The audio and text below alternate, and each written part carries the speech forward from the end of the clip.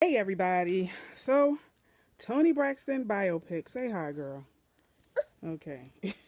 Toni Braxton biopic. Okay, it came on tonight. I'm not gonna go blow by blow of everything that happened. I'm just gonna talk about my opinion on it. And honestly, Nyla, please move over. Honestly, this movie felt like a big spoof to me. And it also felt like Nyla. It also felt like God, little girl. Get down. Thank you. Leave it alone. Sorry. It also felt like a lot of the stuff that went on, like the details and everything on Toni Braxton, a lot of it they got from Black Braxton Family Values. Cause like this biopic was basically about stuff that we already knew. Like we already knew that Toni had an abortion. We already knew that how she was discovered. They left it out in the biopic, but Toni Braxton was actually discovered at an Amoco gas station, and it basically started from where L.A. Reid and Babyface came in on a session that her and her sisters were having. So a lot of the stuff that went on in this movie was basically based off of everything that we've seen on Braxton Family Values since season one. So and Toni Braxton wrote a book about it. So it's like we already knew this stuff. I'm thinking they're gonna focus more on the stuff we didn't know about. Like we knew she had an abortion, we knew she had lupus, we knew that her son Diesel had autism. Like all of this stuff we already knew. So we already knew how shady, LaFace Records.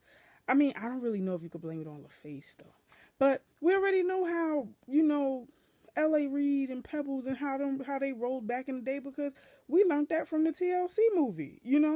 And Pebbles was in this movie too, and honestly, the girl they cast as Pebbles ain't look nothing like Pebbles. I would have preferred if they would have got the same actress from the TLC movie to play Pebbles in this movie because old girl in this biopic looked like Alicia Silverstone and Clueless. Okay, so and then the casting was way off, but certain characters they got right. Like they got Michael Braxton, Daddy Braxton, they got him right. The guy that played him looked exactly like him. Debbie Morgan playing Miss Evelyn, perfect. And Debbie Morgan is an excellent actress. I love her. I seen her. I know she was on a soap opera, but I know her from Eve's Bayou. I know her from Asunda, and I know her from Love and Basketball. So Debbie Morgan was good to play Miss Evelyn. She played this role. The people that play L.A. Reid and Babyface, they look like L.A. Reid and Babyface. Um, the only person that I think they got the casting right with was Tamar. And they only got the casting right with Tamar when she got older. They had Trina looking like A. Marie when they were teenagers, but when Trina got older, she looked like Regina King. And I said that in a tweet. And she did. And I'm like, Trina looks like Trina. Trina doesn't look Indian. She doesn't look like she's mixed with anything. She looks like Trina. So I really don't like casting the sisters was way off. Tracy, whoever they used to cast as Tracy, irrelevant. Tawanda was the one I was pissed off about the most because it's like I said, I feel like they took a lot of this information for this movie, this biopic, from Braxton Family Values. Tawanda only wore pigtails in season one of Braxton Family Values and maybe season two, but after that, that was it. But the girl that they casted as Tawanda looked nothing like Tawanda, and she was darker than the rest of her sisters. And Tawanda is darker than the rest of her sisters, but she's not super dark. The rest of them are a little bit lighter. Tawanda is maybe a shade darker than me. Not that I just feel like I didn't really like the casting they did for Tawanda. I just felt like they just got any old dark skinned girl to play her. No shade. I'm not trying to be shady. I just feel like they didn't put any thought into casting the sisters. And the girl who played Toni Braxton, I'm sorry, she was dead to me. She had no personality. And we all know Toni Braxton got personality. The lip syncing was off. Her playing Toni, it just wasn't for her. We all know Toni is a little bit feisty. Toni is comical. Toni is funny. I didn't get that from this girl that played her. I think her name is Lex Scott Davis. I didn't get that from her. She had like no personality to me. And the only thing I really liked was the costumes, like, and the dresses that Toni wore when she won awards and when she did videos and stuff like that. That's what I liked about it. The costumes, and and I also liked how Toni and them, they re-recorded their songs for this biopic, because I'm like, oh, it don't sound like this, but you can tell it was re-recorded, that Toni re-recorded it. So I mean, it's good that Toni, I think, like, had a hand in this biopic, but it was a disappointment, just like the Aaliyah biopic, or the Whitney. Well, I mean, the Whitney and Bobby biopic was a little bit of a disappointment too, but it wasn't as bad as the Aaliyah biopic. So I don't know, like this, like the hype of this movie was more interesting than the movie itself. Like I was bored, and then the timeline kept jumping and jumping and jumping. One minute we were in '92, the next minute we were in '96, the next minute we were in 2006, and it's like, geez. And then I also noticed earlier that they were rehearsing for "He Wasn't Man Enough," and she hadn't even recorded that song yet, and she went from "He Wasn't Man Enough" to Unbreak My Heart. He Wasn't Man Enough didn't come out until like late '99, early 2000 somewhere, I think. And Unbreak My Heart came out in '96. So yeah, like it was just, the movie was just all over the place. I was bored with it. I really wasn't sure of the biopic to begin with, but I don't know. I'm disappointed. I'm gonna be honest. And like I said, I really don't think the girl who played her, I don't think, like, this role, it wasn't for her.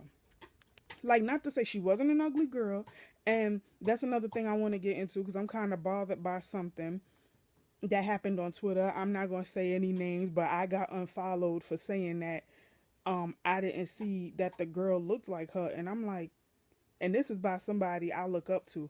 But whatever, I'm just gonna let it go. But yeah, it did bother me a little bit, but whatever. But yeah, I just feel like the girl, she couldn't act to me. Not even so much she couldn't act, but this role was not for her. It wasn't for her. And I hate when I have to watch these biopics and I have to force myself into thinking, okay, this person is playing this role. Like when who is that girl name that played Aaliyah? I forgot her name. Alexandra something. I forgot her name. But when she was playing Aaliyah, I had to keep telling myself, okay, this is a movie about Aaliyah. Aaliyah. But it's like when I can't see the person be the character that they're playing, it does nothing for me. And this really felt like, it really feels like this movie was based off of social media and their reality show. Because it's like, what is it about this movie that we didn't already know? We already knew everything that they put in this movie. I mean, like I said, I just like how Toni Braxton had a part in it. Like, the best part to me was the end when we saw Denim and Diesel.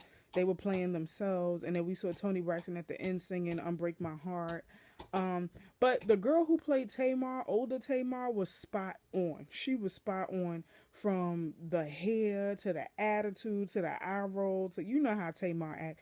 She was spot on. So I liked her casted as Tamar, but everybody else was off. Tamar, Mama Braxton and Papa Braxton, Babyface, and L.A. Reid, spot on actors, look just like them. But everybody else, mm-mm.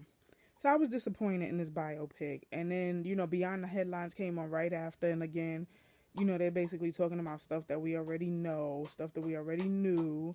And, that was that. It's just that. And I mean, Toni Braxton went through a lot, but I don't know. Like I said, there's nothing that we ain't already knew. Like I think if Lifetime or somebody, well, I know Lifetime probably won't do it. VH1 probably will. But Tamar's story is a little bit more dramatic because she went through abusive relationships. She went through bullying as a child. She went through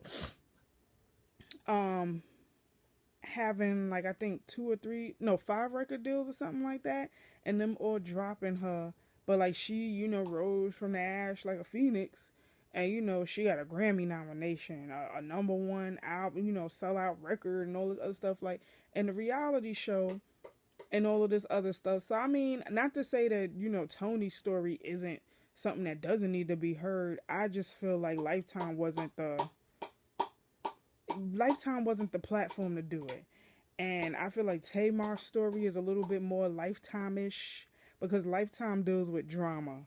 And Tamar's life story, from what we've heard on her shows and whatnot, her her her story, her backstory is a bit like, you know, made for Lifetime. But I'm pretty sure if Tamar were to do a biopic, she probably wouldn't go with Lifetime either.